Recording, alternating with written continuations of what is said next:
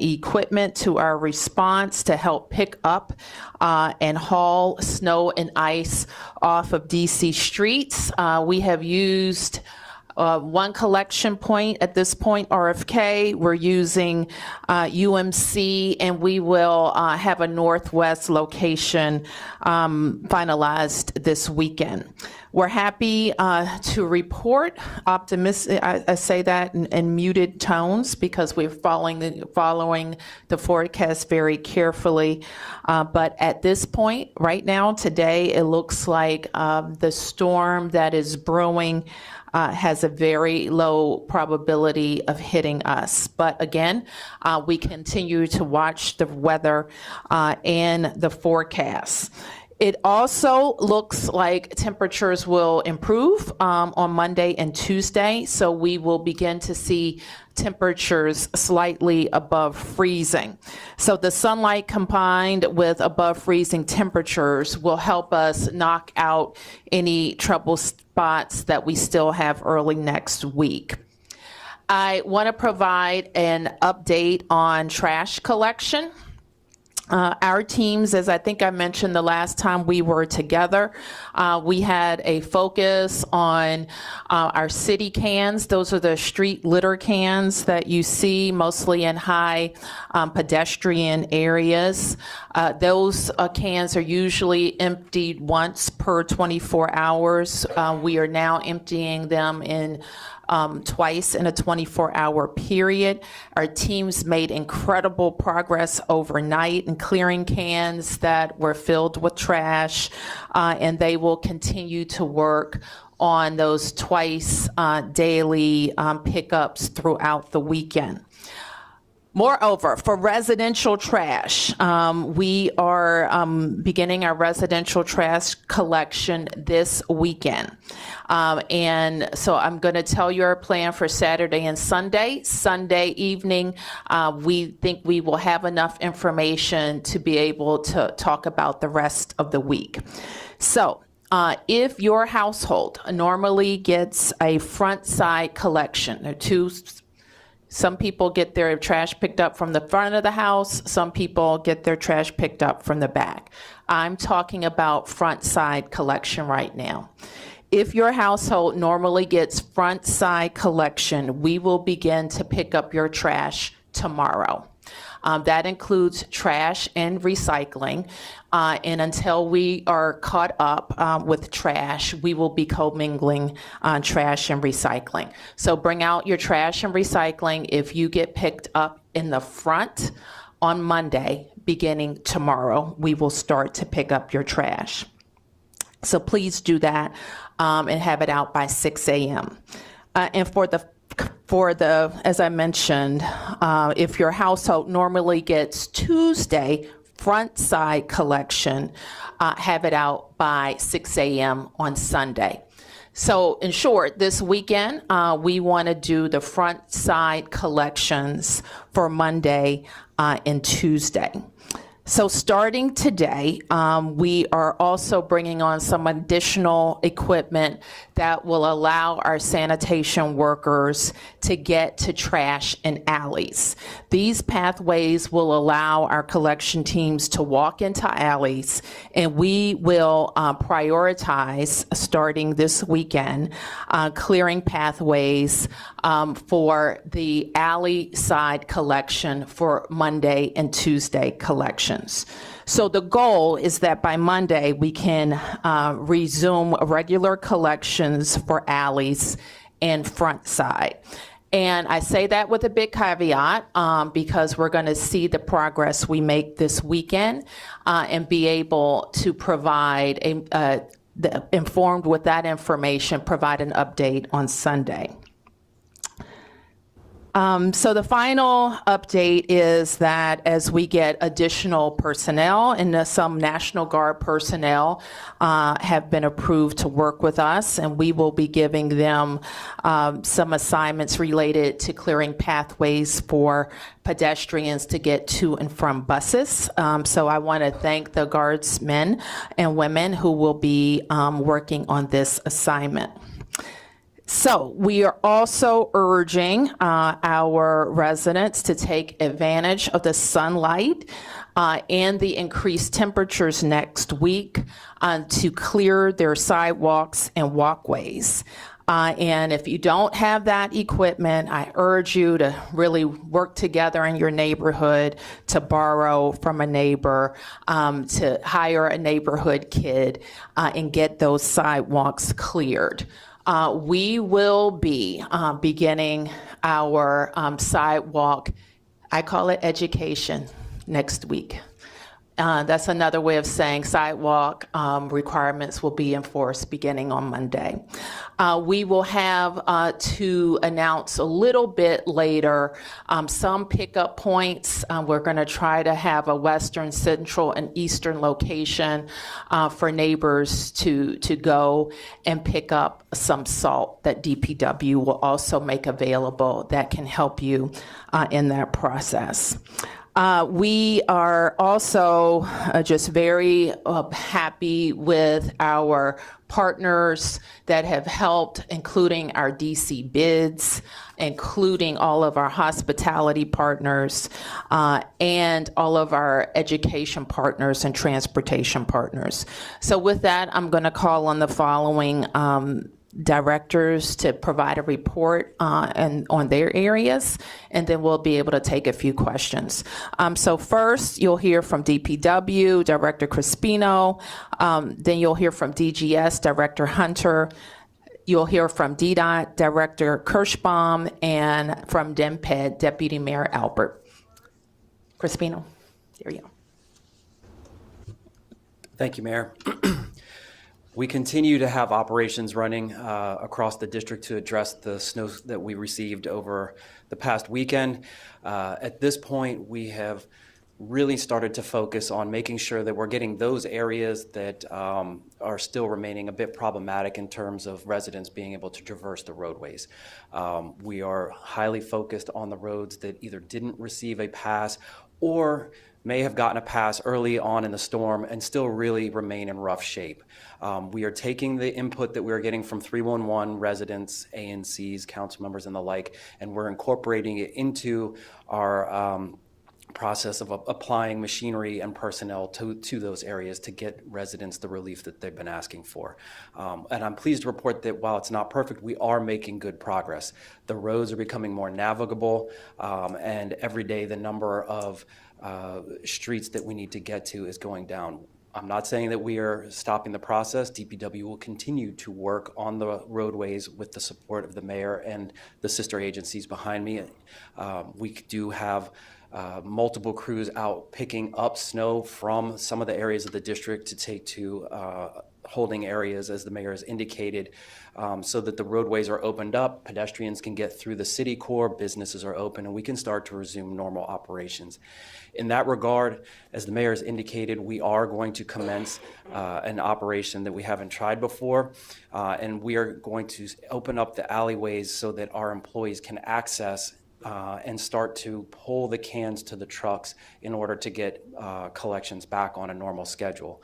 But in the meantime, please just have patience. This is going to be a labor-intensive process, even with the heavy machinery. You may hear noise at night. It's okay. It's our machines and personnel doing the work, but that's to get your routes back to a normal schedule. In the meantime, we will be picking up the trash from the front sides, and we will have an update for you on Sunday, as indicated. In terms of public litter cans, the crews are doing an amazing job.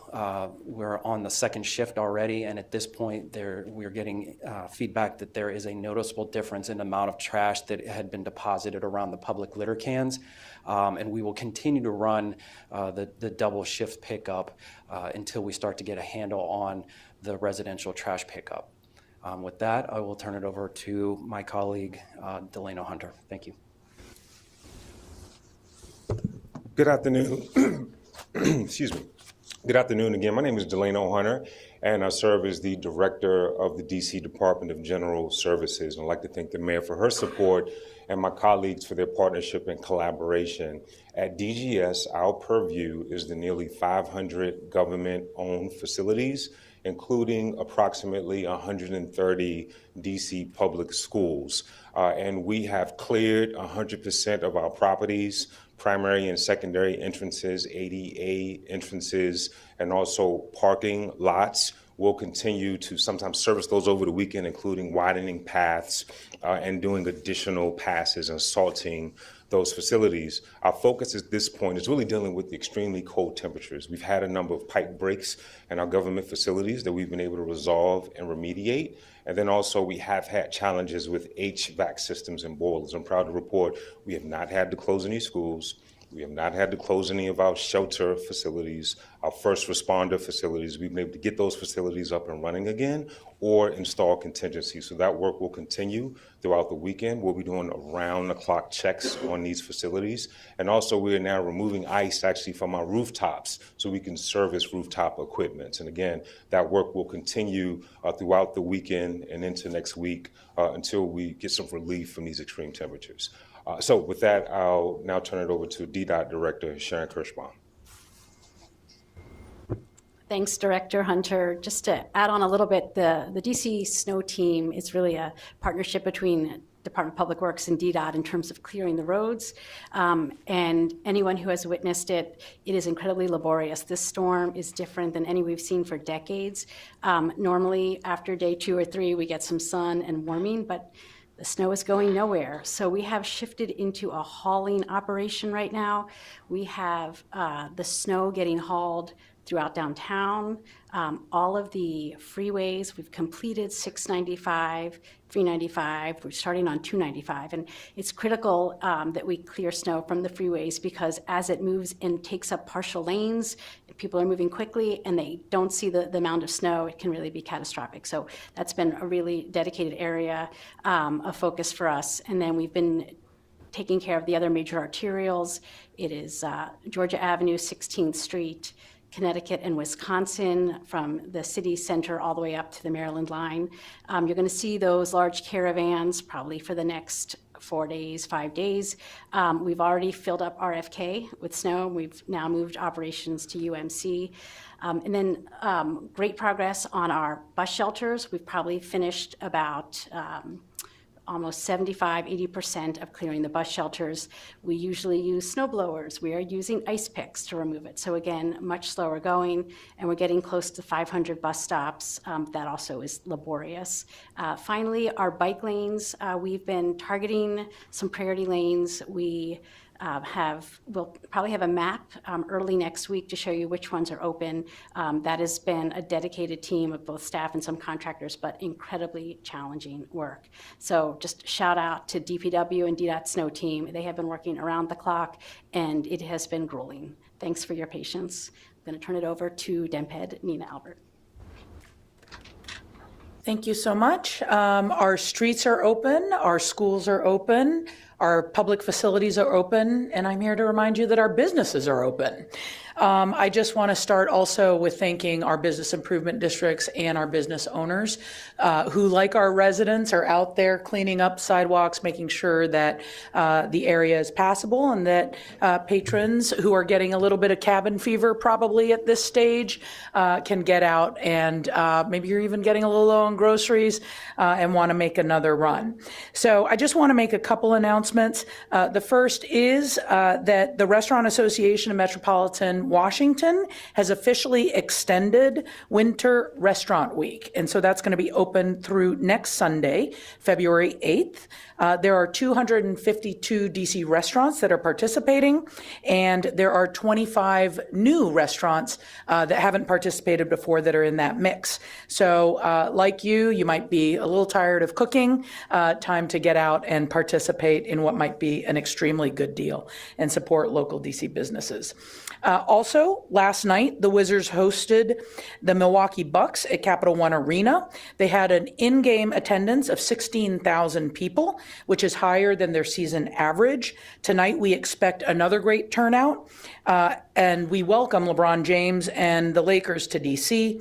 Tomorrow at 5 p.m., the Capitals play the Carolina Hurricanes, and we'll round out the weekend with the Wizards taking on the Kings on Sunday evening.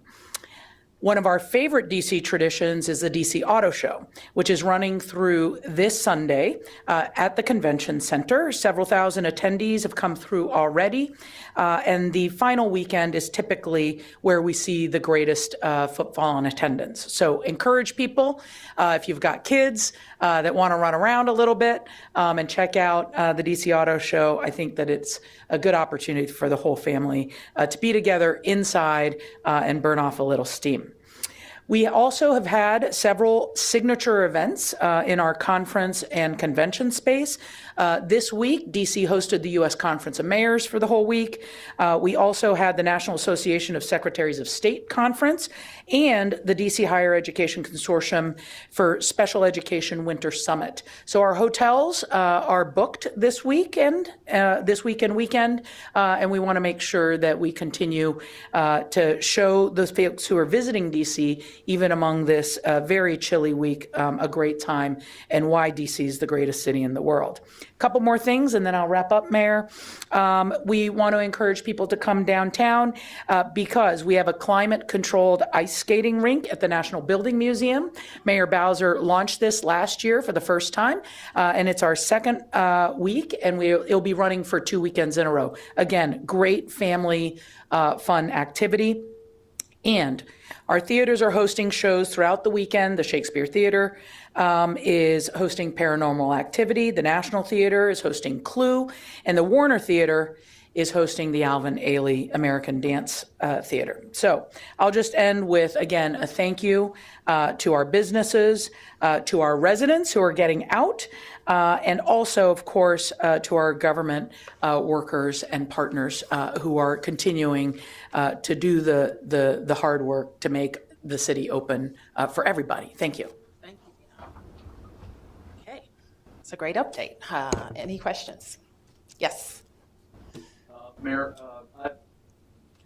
more of a question about more specifics on picking up the trash in the alleys. We were up in Upper Northwest and looked at a lot of these alleys. They look impassable. How are you going to get equipment that's going to plow into the alleys and clear the alleys so that the trashmen can get in there? No, the idea, as Director Crispino just mentioned, is that we'll be using bobcats for our personnel to be able to drag the cans out to the truck. That's what we are experimenting with this weekend, and then we'll have more to say about that. So you're not asking residents to try and pull the cans out? Not today. Not today. You might ask that. I hope not. I think that, and we've had a test, and that we think the bobcats are working, and we think that we'll be able to get the cans out. Another resident up there told me, for anybody that's critical of this storm, saying the storm is unique, people should just roll with it. Do you have a comment on that? I don't know what was that? The storm? Being critical of the response. Well, listen, it's fresh. I know everybody is frustrated. People want to have access to, they want, as Megan asked me earlier in the week, they just want to go back to normal. We want that too, but we have a lot of snow and ice to move, and we're moving that snow and ice. I think that we have prioritized the right things. We pivoted, and we've added resources to accommodate this. We got our government open in 1 day. We got our schools open in 2 days. Metro is running, a lot of service, and a lot of people are using it. That's not to say that I don't understand why people are frustrated if they can't walk to a bus stop or they can't get to their car that's in the alley. I get all of those things. We all are prioritizing government operations and getting back to normal just as soon as we can.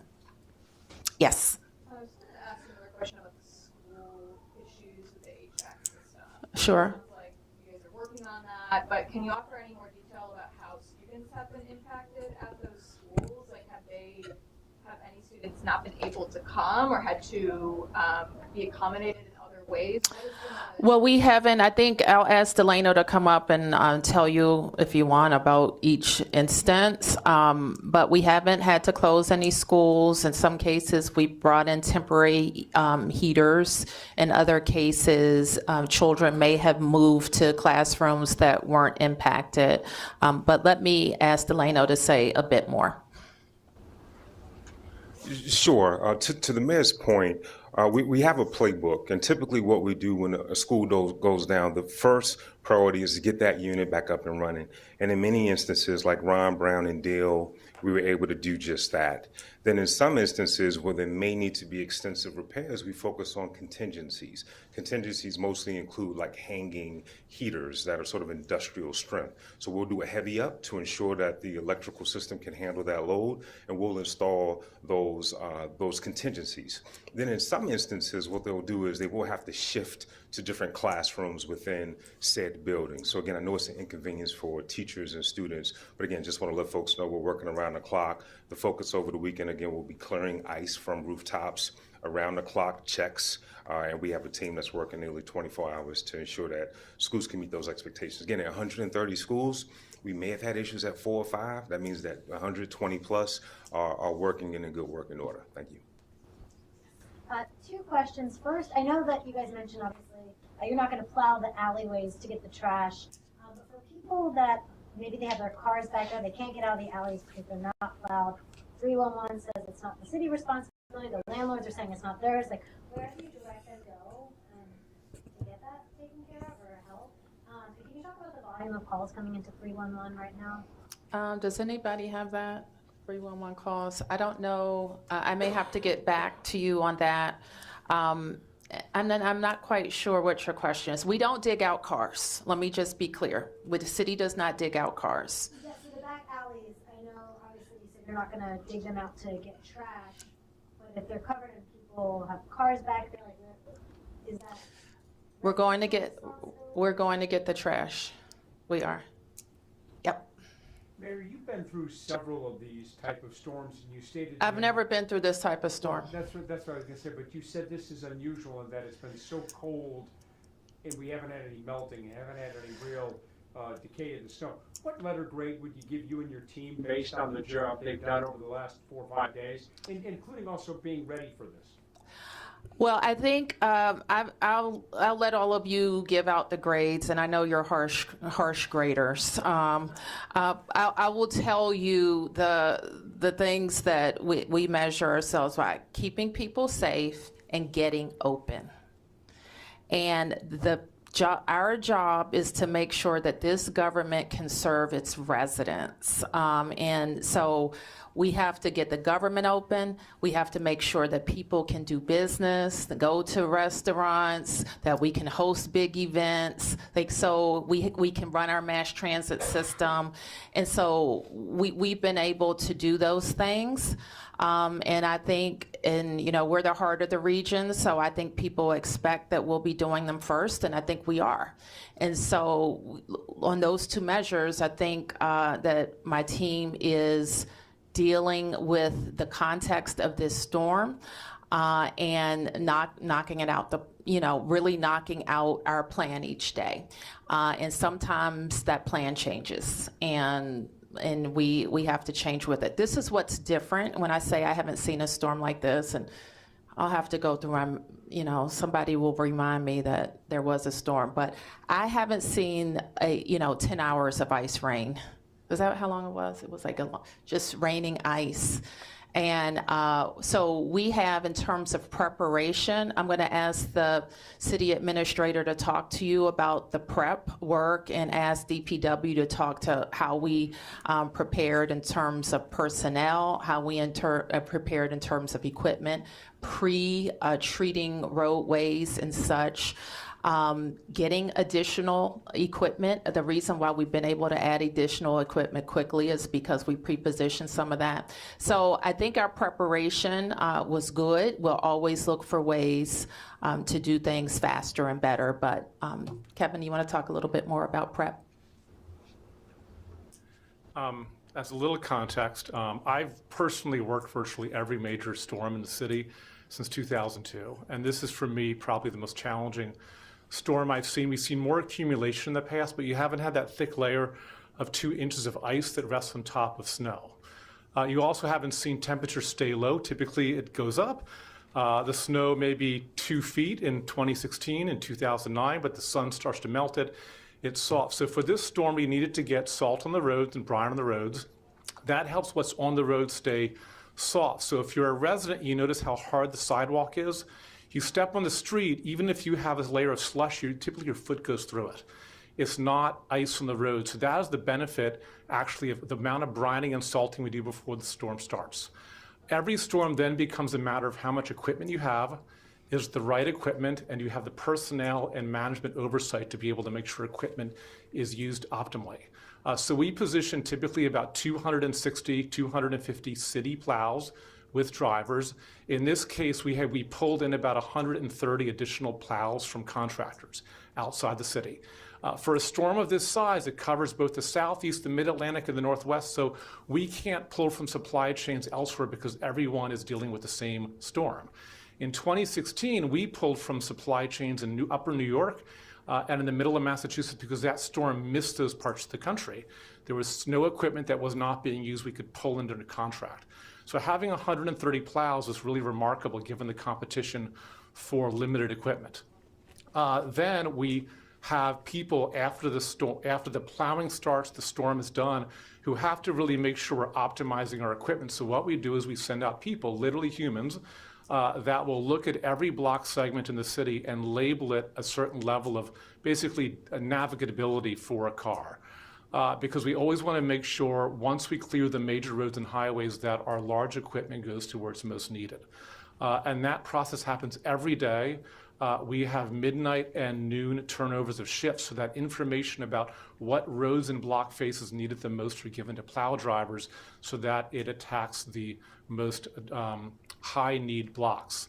And then for really large storm events, you go from moving snow to having to remove it and haul it. That's happened very rarely, so typically even if we have more snow than this, the sun starts to melt it, but when you have ice, it doesn't melt.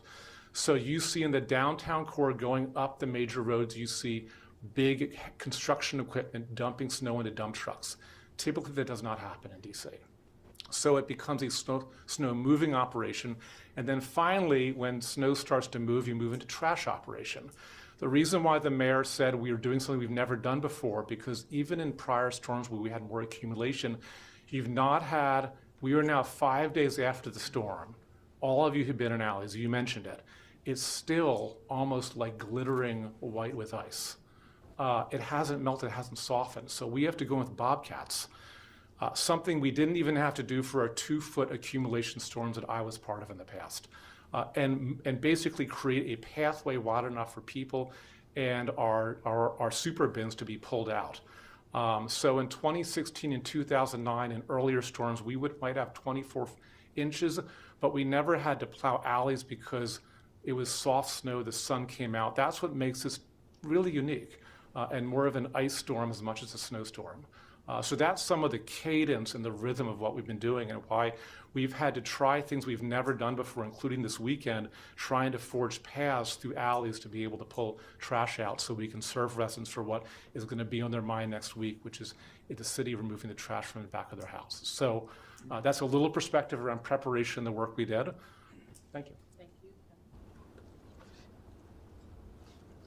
I just wanted to ask about some of the more vulnerable residents in the city. I think those who are disabled or elderly may have a lot harder of a time getting around these sidewalks and streets. And I just wonder if, how you guys have tried to respond to those types of concerns, if they have been brought to the city, make special accommodations for those folks.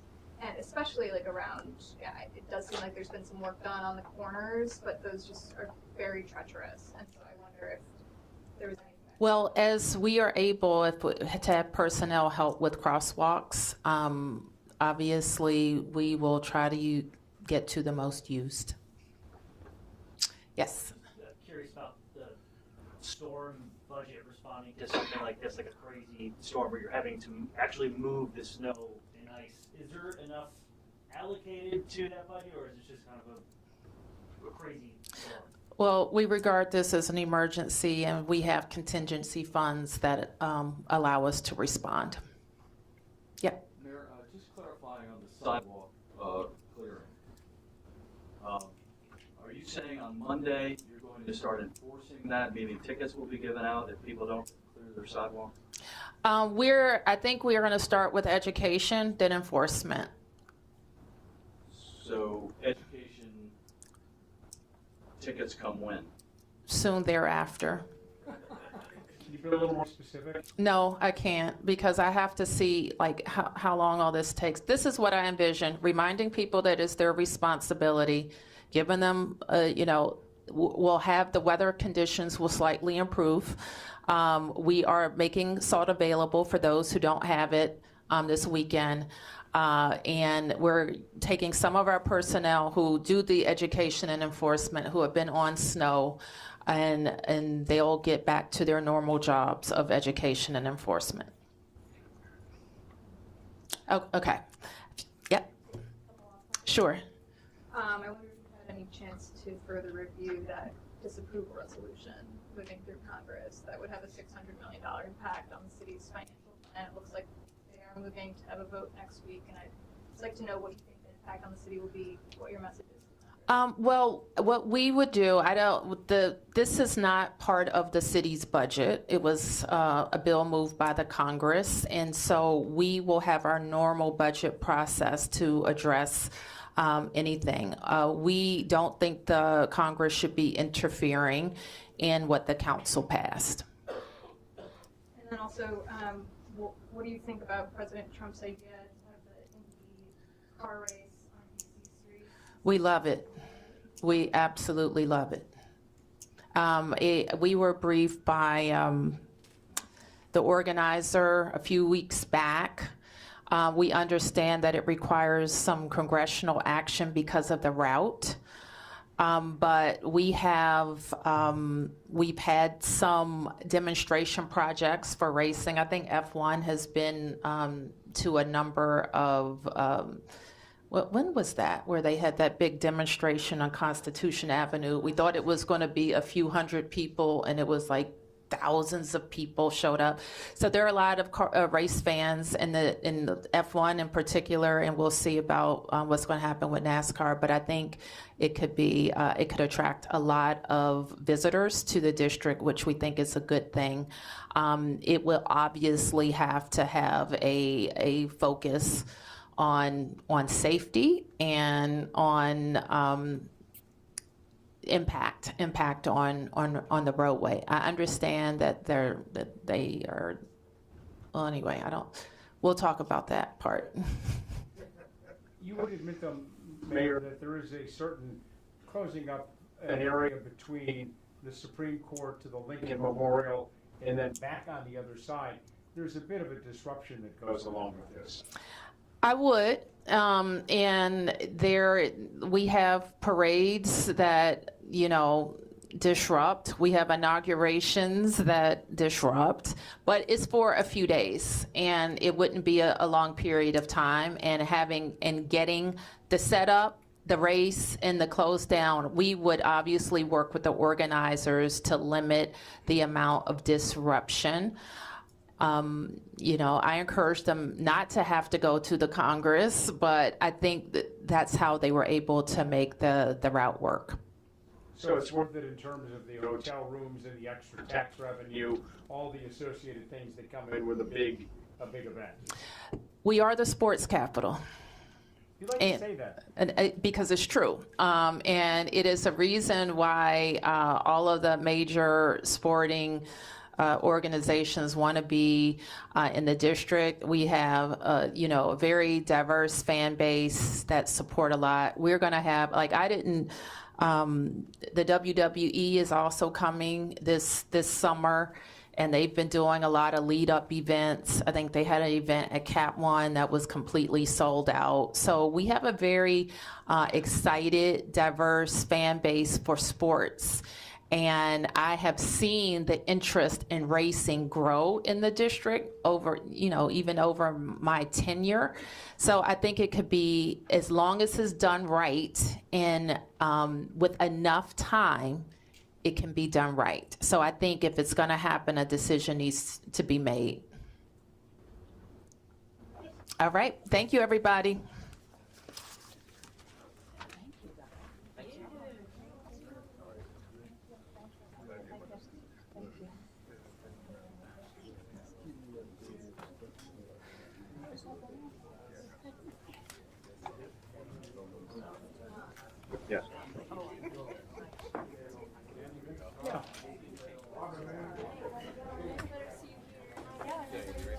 What's going on?